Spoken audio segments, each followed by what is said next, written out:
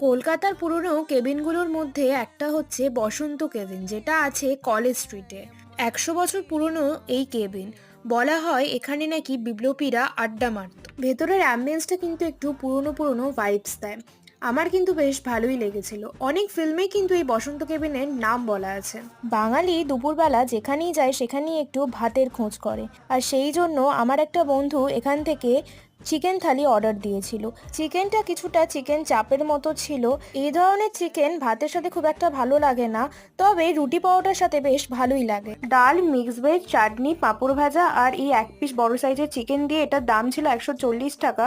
আমার খুব একটা ভালো লাগেনি, কোয়ালিটি একদমই ভালো ছিল না।